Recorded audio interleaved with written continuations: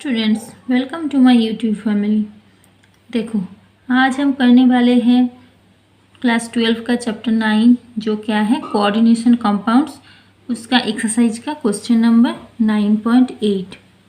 तो 9.8 क्या है क्वेश्चन पहले हम पढ़ लेते हैं, उसके बाद हम इसे सॉल्व करेंगे।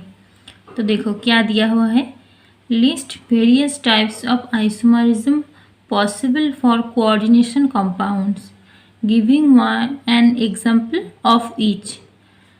तो क्या बोला गया है क्वेश्चन में ये बोला गया है कि जो कोऑर्डिनेशन कंपाउंड्स का क्या क्या आइसोमरिज्म शो करते हैं उसके बारे में हमें यहाँ पे लिस्ट करना है और फिर हर एक का एक एक एग्जाम्पल देना है। देखो, सबसे पहले हमने जो आइसोमरिज्म है उसका एक टेबल में सजा लिया है। तो देखो, आइसोमरिज्म कितने टाइप का होते हैं, दो टाइप का मेनली। पहला क्या है स्टीरियो आइसोमरिज्म, दूसरा टाइप क्या है स्ट्रक्चरल आइसोमरिज्म। तो फिर देखो, ये जो स्टीरियो आइसोमरिज्म है ये दो तरह के होते हैं। पहला क्या है जियोमेट्रिकल आइसोमरिज्म, दूसरा क्या है ऑप्टिकल आइसोमरिज्म। और यहाँ पे देखो, ये जो स्ट्रक्चरल आइसोमरिज्म है ये चार तरह के होते हैं मेनली। पहला क्या है लिंकेज आइसोमरिज्म, दूसरा क्या है कोऑर्डिनेशन आइसोमरिज्म, तीसरा क्या है आयोनाइजेशन आइसोमरिज्म, चौथा क्या है सॉल्वेट आइसोमरिज्म। ये और भी बहुत तरह के हो सकते हैं, लेकिन हमें एनसीईआरटी में ये चारों ही दिए हुए हैं, इसलिए हम ये चारों ही यहाँ पे डिस्कस करेंगे। तो देखो, पहले देख लेते हैं स्टीरियो आइसोमरिज्म क्या है और इसको हम एग्जाम्पल की मदद से समझते हैं। ये जो आइसोमरिज्म है इसका वीडियो हमने पहले भी जब आइसोमरिज्म कवर किया था वहाँ पे मैंने अच्छे से डिस्कस किया हुआ है और वहाँ पे अच्छे से एक्सप्लेन भी करा है। अगर आप अच्छे से समझना चाहते हैं तो मेरे उस वाले वीडियो को ज़रूर देखना।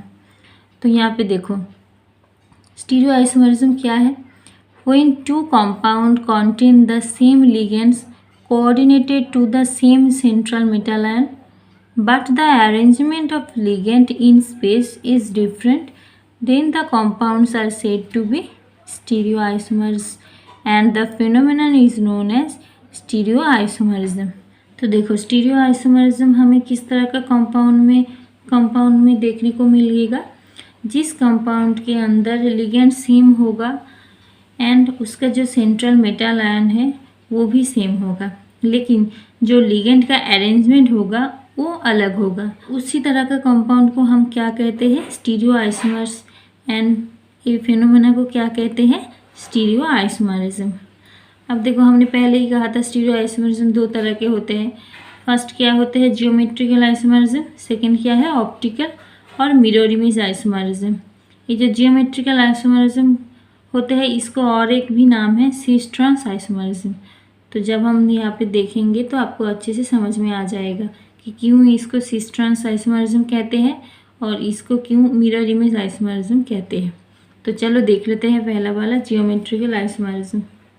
जियोमेट्रिकल आइसोमरिज्म क्या है, the complex compounds which have the same ligand in the coordination sphere but the relative position of the ligands around the central metal ion is different are called geometrical isomers and the phenomena is called geometrical isomerism। तो क्या है, जो complex compounds है उसके अंदर जो ligand है यानी कि कोऑर्डिनेशन स्फीयर के अंदर जो लिगेंड है वो सेम है, लेकिन उसका जो पोजीशन है यानी कि उसका अरेंजमेंट है वो क्या होता है, वो डिफरेंट होता है। तो उस तरह का आइसोमरिज्म को हम क्या कहते हैं geometrical isomerism. In a given complex compound, the two ligands may occupy position either adjacent to each other or opposite to each other। जब कोई कंपाउंड्स होते हैं उसके अंदर जो लिगेंड्स होते हैं या तो वो पास पास रह सकते हैं या एक दूसरे का ऑपोजिट रह सकते हैं। तो देखो यहाँ पर भी यही लिखा है, the complex compound having two ligands occupying the adjacent positions to each other is called cis isomer. मतलब जब दो लिगेंड्स पास पास ऑक्यूपाई करते हैं पोजीशन तो उसको हम क्या कहते हैं सिस आइसोमर, एंड जब वो दो लिगेंड अपोजिट पोजीशन ऑक्यूपाई करते हैं तब हम उस आइसोमर को क्या कहते हैं ट्रांस आइसोमर। यानी कि ज्योमेट्रिकल आइसोमर दो तरह के हो सकते हैं, एक हो सकते हैं सिस आइसोमर, एक हो सकते हैं ट्रांस आइसोमर। तो सिस आइसोमर कब होगा? जब दो लिगेंड्स एडजेसेंट पोजीशन ऑक्यूपाई करेगा। एंड ट्रांस आइसोमर कब होगा? जब दो लिगेंड ऑपोजिट पोजीशन ऑक्यूपाई करेगा। क्लियर है? अब देखो, this geometrical isomerism is also called cis trans isomerism. इसीलिए हम जियोमेट्रिकल आइसोमरिज्म को सिस ट्रांस आइसोमरिज्म कहते हैं। This isomerism is shown only by heteroleptic complexes. ये जो आइसोमरिज्म है ये सिर्फ हेट्रोलेप्टिक कॉम्प्लेक्स ही शो करते हैं। हेट्रोलेप्टिक मतलब यहाँ पे जो लिगेंड है एक तरह का लिगेंड नहीं है, दो तीन अलग अलग तरह का लिगेंड होगा तभी उस complex compound geometrical isomerism show करेगा। It is not found in complex with coordination number 2 and 3। जो कॉम्प्लेक्स कंपाउंड का कोऑर्डिनेशन नंबर 2 या 3 होगा वो भी जियोमेट्रिकल आइसोमरिज्म शो नहीं कर सकता। तो कौन करेगा? It is most common with the complex having coordination number 4 and 6। ये ज़्यादातर किस तरह का कॉम्प्लेक्स में दिखने को मिलता है? जिसका कोऑर्डिनेशन नंबर या तो 4 होगा या 6 होगा। तो देखो यहाँ पे एक एग्जांपल देख लेते हैं। तो ये क्या है? Central metal ion. तो इसका देखो कोऑर्डिनेशन नंबर क्या है? 2 + 2 यानी कि 4। तो इसका देखो जियोमेट्रिकल आइसोमर्स कैसे हम ड्रॉ कर सकते हैं। तो देखो यहाँ पे तो दो तरह के लिगेंड है, एक है NH3 और दूसरा क्या है? Cl-। तो यहाँ पे देखो NH3 और यहाँ पे क्या है? Cl, यानी कि ये जो लिगेंड्स है ये क्या कर रहे हैं? एडजेसेंट पोजीशन ऑक्यूपाई कर रहे हैं, एक दूसरे के पास है। इसलिए कौन सा आइसोमर होगा? ए होगा सिस आइसोमर। अब दूसरा टाइप देखो, यहाँ पे देखो, यहाँ पे NH3 तो इसका ऑपोजिट में है NH3, यहाँ पे Cl इसका ऑपोजिट में है Cl, यानी कि क्या होगा? Trans isomer. आई होप आपको समझ में आ रहा है। तो चलो नेक्स्ट देख लेते हैं। तो देखो नेक्स्ट क्या है? नेक्स्ट जो कोऑर्डिनेशन नंबर 6 है वो कैसे जियोमेट्रिकल आइसोमरिज्म शो करेगा वो हम देख लेते हैं। तो यहाँ पे कोबाल्ट क्या है? Central line. तो इसका कोऑर्डिनेशन नंबर क्या है? 4 + 2 यानी कि 6। तो देखो 6 मतलब इसका स्ट्रक्चर क्या है? ऑक्टाहेड्रल। तो यहाँ पे देखो, यहाँ पे Cl और एक 4 NH3। ये क्या है? ये NH3 चारों क्या है? एडजेसेंट पोजीशन ऑक्यूपाई कर रहे हैं। और यहाँ पे 2 Cl- क्या कर रहे हैं? एडजेसेंट पोजीशन ऑक्यूपाई कर रहे हैं, यानी कि क्या होगा? Cis isomer. और यहाँ पे देखो ये जो Cl और Cl ये क्या है? दो जो लिगेंड है ये क्या है?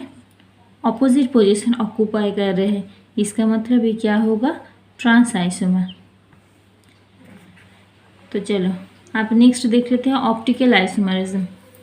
Optical isomerism occurs mainly in substances which have the same molecular formula and structural formula. If the arrangement in space makes the two isomers non-superimposable mirror images to each other, we call them optical isomers or enantiomers to each other.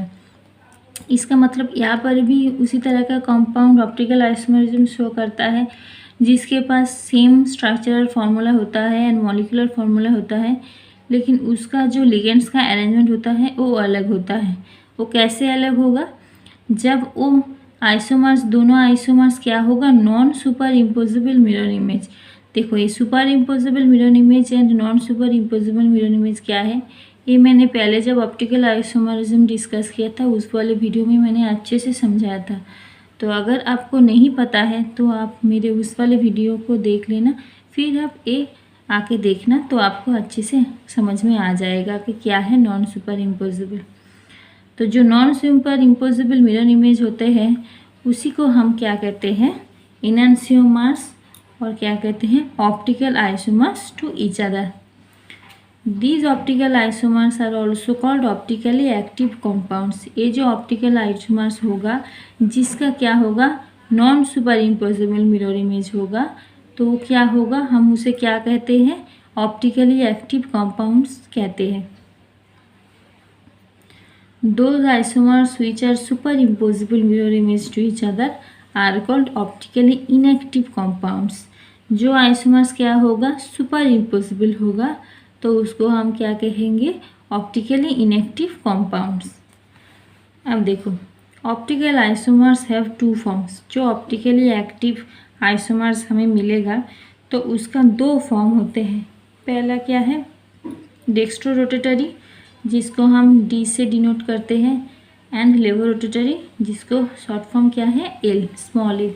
Depending upon the direction they rotate the plane polarised light in a polarimeter. ये जो D form L form है इसके बारे में भी मैंने detail में discuss किया हुआ है एक वीडियो में, तो आप वो ज़रूर देख लेना। तो अगर आप वो देखेंगे तो आपको अच्छे से समझ में आ जाएगा। अब देखो यहाँ पे मैंने एग्जांपल ले लिया है, ये क्या है, COEN होल 3 प्लस। देखो ऑप्टिकल आइसोमरिज्म ज़्यादातर किस तरह का कॉम्प्लेक्स शो करेगा, जिसका कोऑर्डिनेशन नंबर 6 होगा, यानी कि ऑक्टाहेड्रल कॉम्प्लेक्स ज़्यादातर ऑप्टिकल आइसोमरिज्म शो करता है। तो इसीलिए मैंने ऑप्टिकल आइसोमरिज्म के लिए ऑक्टाहेड्रल कॉम्प्लेक्स लिए है। ये क्या है, EN क्या है, एक सिमेट्रिकल डाइडेंटेड लिगेंड है, यानी कि एक के पास 2 डोनर एटम्स है। तो यहाँ पे होल 3 कोबाल्ट का कोऑर्डिनेशन नंबर क्या होगा, 3 × 2 यानी कि 6। डाइडेंटेड मतलब एक के पास 2 डोनर एटम्स होते हैं। तो देखो इसका स्ट्रक्चर कैसे होगा, यहाँ पे देखो CO और यहाँ पे AN, तो ये 3 प्लस। तो ये इसका एक स्ट्रक्चर है। अगर इसका हम मिरर इमेज निकालेंगे तो हमें क्या मिलेगा, ये जो मिरर इमेज है देखो ये क्या है, इसको अगर हम इसके ऊपर रख देंगे तो ये क्या सुपर इम्पोज होगा या नहीं होगा। इसको उठाकर अगर इसके ऊपर ऐसे रख देंगे तो देखो A और A दोनों सेम स्ट्रक्चर नहीं आएगा, इसका मतलब ये दोनों क्या होगा, non super imposable mirror image. अगर A दोनों का स्ट्रक्चर यहाँ पे रखने के बाद सेम आ जाता, सेम, तो वो क्या होता, सुपर इम्पोजिबल। तो ये क्या है, non super imposable mirror image, यानी कि ये दोनों क्या होगा, एनांसियोमर और ऑप्टिकली एक्टिव आइसोमर्स। तो इसके लिए हम देखो, इसके लिए हम क्या लिखे हैं, डेक्स्ट्रो, और इसके लिए क्या है, लेवो।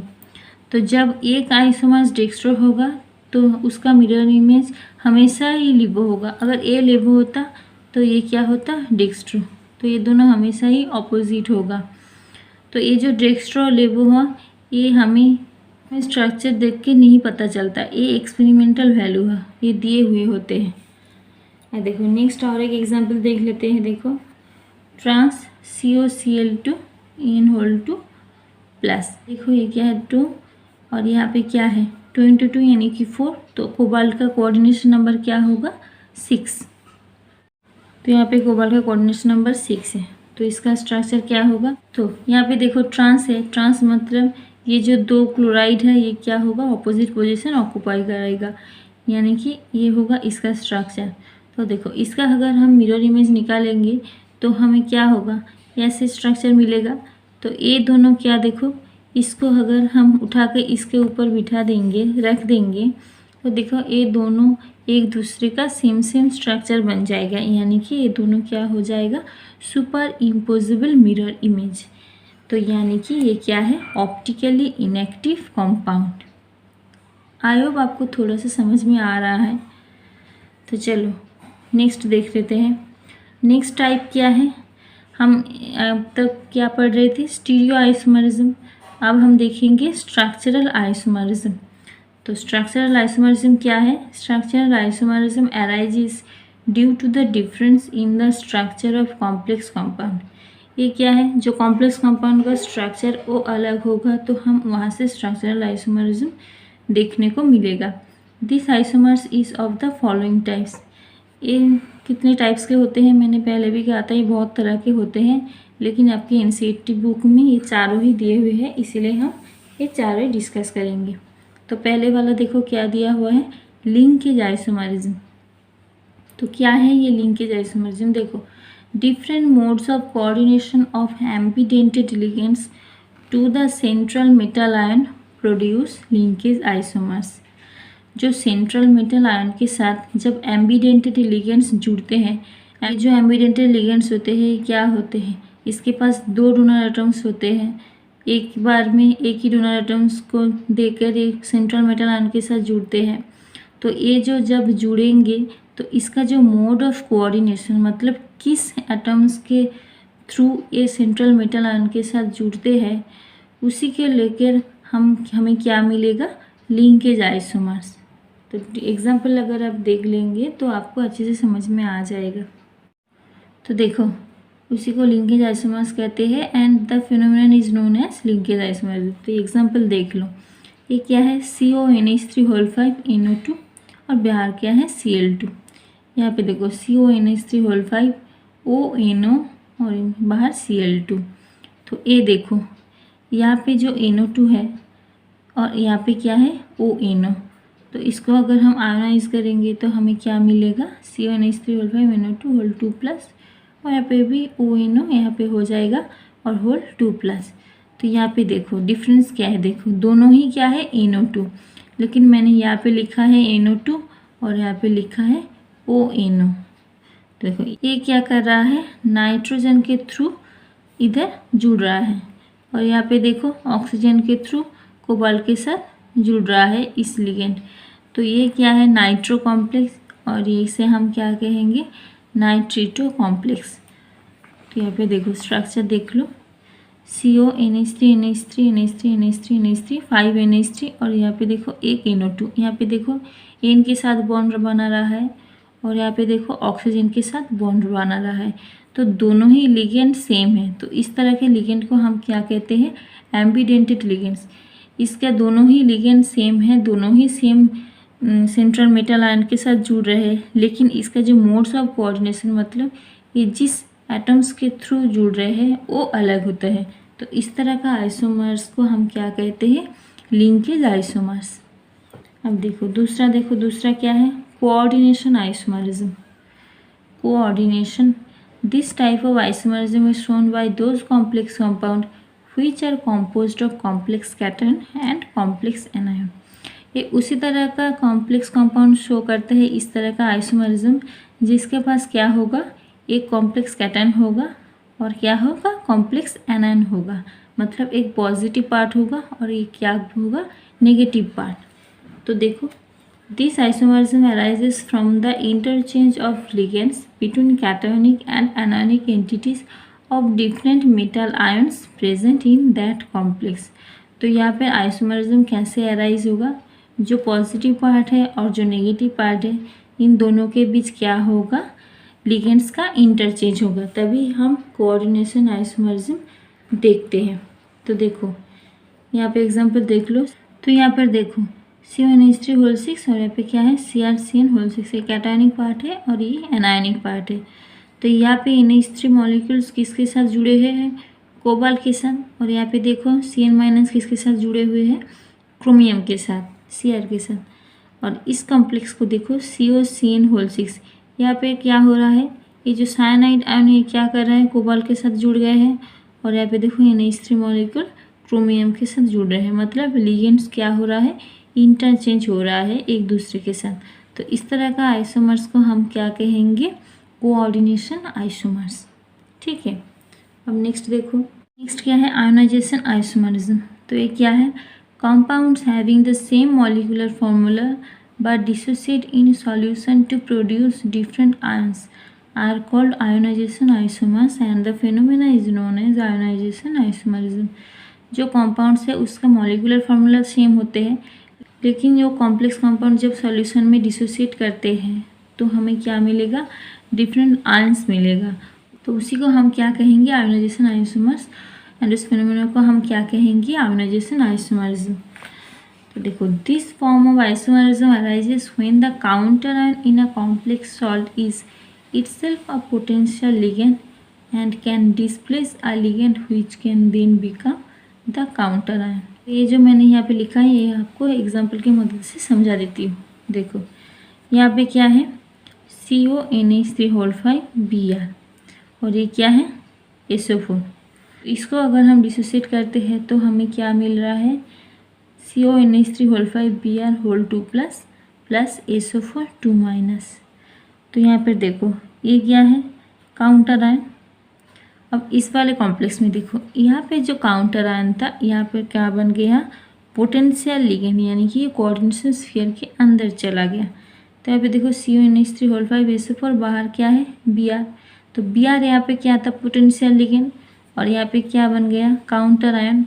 तो देखो यही मैंने अभी अभी यहाँ पे आपको पढ़ के सुनाया था। यहाँ पे देखो यहाँ पे जो पोटेंशियल लिगेंड था यहाँ पे क्या बन गया, काउंटर आयन। तो इसका आयोनाइजेशन देखो, यहाँ पे क्या मिल रहा है हमें, Br माइनस, और यहाँ पे क्या मिल रहा है, SO4 2 माइनस। मतलब ये जो दोनों आइसोमर्स है इसका मोड ऑफ आयोनाइजेशन क्या होगा, अलग है। यहाँ पे हमें SO4 2 माइनस मिल रहा है और यहाँ पे हमें Br माइनस मिल रहा है। तो ये दोनों क्या होगा, आयोनाइजेशन आइसोमर्स। ठीक है, अब लास्ट वाला देख लो। लास्ट क्या है, solvate isomerism.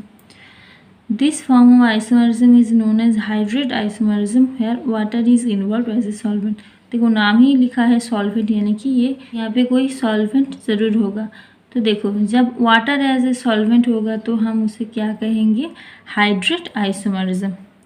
The compounds having same molecular formula but different number of H2 molecules in the coordination spheres are called hydrate isomers and the phenomena is known as hydrate isomerism। इसका भी molecular formula same ही होगा क्योंकि ये structural isomerism है, लेकिन इसके पास क्या होगा, जो वाटर मॉलिक्यूल्स हैं वो क्या होगा, अलग अलग नंबर्स का होगा। तो आइए एग्जाम्पल की मदद से समझते हैं। तो देखो इसका एग्जाम्पल देखो, क्या है, CrH2 बाहर क्या है, Cl3। यहाँ पे देखो CrH2 Cl Cl2 dot H2, और ये क्या है, CrH2 Cl2, बाहर क्या है, Cl डॉट 2H2। तो यहाँ पे water, number of water molecules कितने हैं, 6। यहाँ पे क्या कितने हैं, 5 कोऑर्डिनेशन स्फीयर के अंदर, और यहाँ पे देखो कोऑर्डिनेशन स्फीयर के अंदर क्या है, 4। तो इस तरह का जो आइसोमर्स हमें दिखने को मिलेगा तो ये क्या होगा, हाइड्रेट आइसोमरिज्म, और हम इसे क्या कह सकते हैं, सॉल्वेट आइसोमरिज्म। ठीक है, तो आज के लिए बस इतना ही, मिलते हैं नेक्स्ट वीडियो में। Thank you for watching this video.